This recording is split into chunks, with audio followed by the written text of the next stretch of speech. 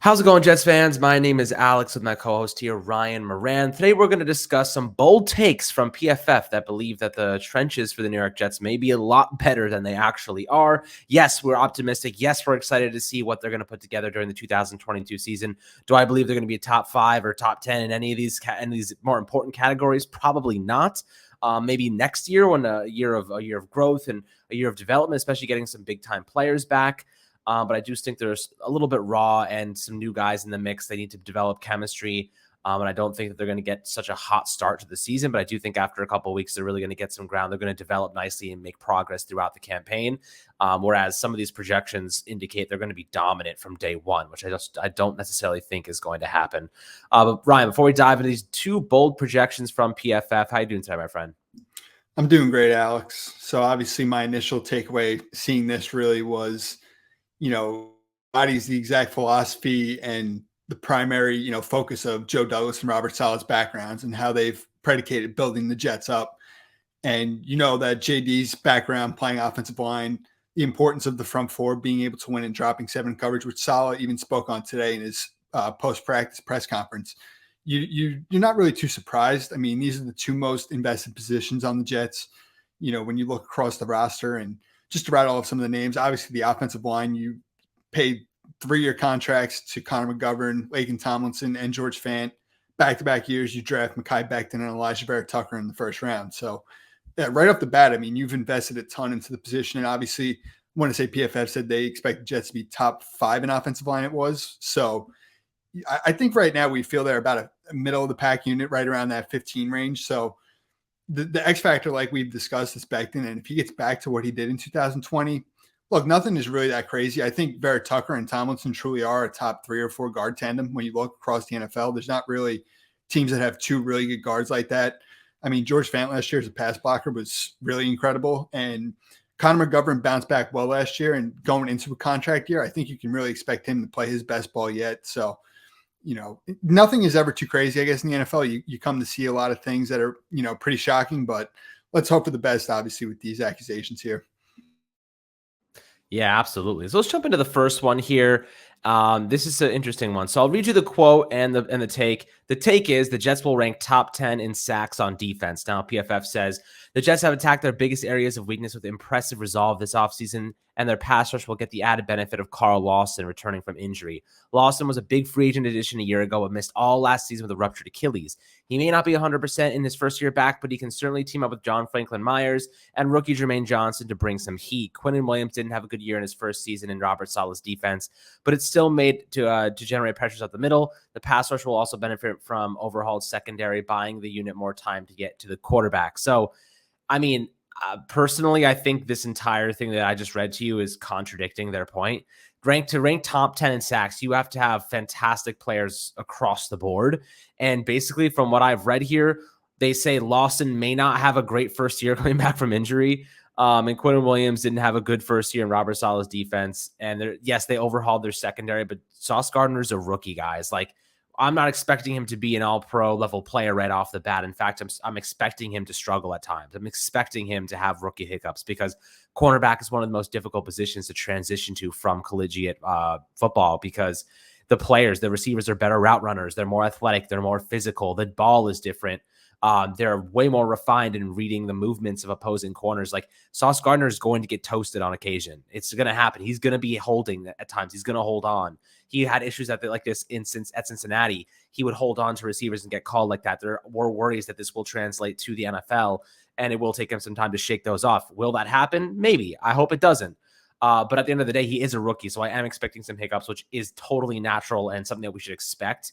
But with that being said, I don't know how good the secondary is really going to be. Hopefully a lot better. I think they will be improved, but good enough to justify this defensive line getting top 10 numbers in sacks. I'm not so sure. Carl Lawson's never had more than eight sacks in his career.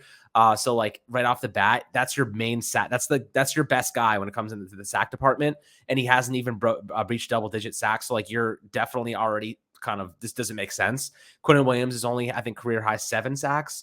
And then you have, of course, Jermaine Johnson, who's a rookie, more of an edge setter in the run game as a rookie than anything. He's a decent pass rusher. He has some development to do, but I don't think he's going to be blowing things out of the water right off the bat. And then John Franklin-Myers, good player, but unless he's getting 25 sacks this year, I don't see how this team is a top 10, sack, and for the record, I'd rather them be a top 10 in pressures than sacks. Sacks is the most dumb metric because it generalizes an entire thing. Like sacks are like the final thing, right? It's like the final takedown. But if you put enough pressures on a quarterback, if you have enough QB hits, they will make mistakes. They will throw interceptions because of pressures. It'll force them out of the pocket. It'll force third and longs. Sacks are great, but quarterback hits, pressures are equally as important, in my opinion. Sacks are the most overrated metric. I don't see how this one makes sense, but I could totally see them having a lot more pressures and having a lot more success just generating pressure and not finishing the sack. So, that's kind of my take on that. What is your opinion on this interesting, bold take? For sure. It's definitely bold. I think I love your point on the importance of pressures. And that's really what the Jets spoke on when they signed Carl Lawson. Everyone's saying, how do you give him this big contract? You look at the sack numbers. But like you said, that could be very misleading. I mean, Carl Lawson was 4th in the NFL with 64 pressures in 2020. I mean, if he can give the Jets even 50, like I've said a couple of times, on past episodes, I think that really goes a long way for this defense. Now, the point I really want to make, and why, look, the Jets were 25th in sacks last year. I think they had about 30 or so on the year. You lost Carl Lawson, Vinny Curry, Bryce Huff, and Quinnen, like we spoke on, I think coming off of that injury in the spring really wasn't himself. I will say, I think the front four is completely different. A healthy Carl, a healthy Quinnen, having that flexibility of putting John Franklin-Myers on third downs over guards as a tackle, I think is a real luxury. And having Jermaine Johnson, you have 2 really good backups with speed who can come in on third down, and Bryce Huff, who I think the Jets really missed when he got hurt in the middle of last year. Like the Jets were able to get by without Lawson and Curry to start the year. But losing Huff, I think it was the Patriots game in October, that was a significant loss. Adding Jacob Martin, who's another great fit in the scheme, another guy, fast first step, bend, speed, built low to the ground. The depth on the interior. I mean, look, Solomon Thomas and Sheldon Rankins are primarily pass rushers inside. They're smaller guys. And, that to me is the reason why I guess you can have some optimism with this take is, and Salah said it in his press conference yesterday, he was talking about Jonathan Marshall as well.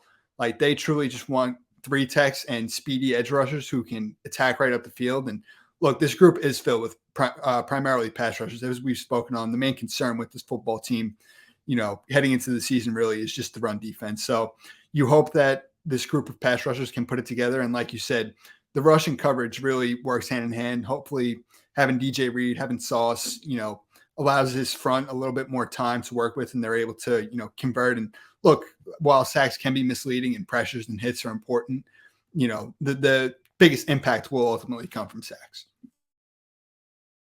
Yeah, so it's interesting. Definitely a bold take. I'd love to hear your perspectives below on that one. And then the next bold take is that the New York Jets will have a top 5 offensive line.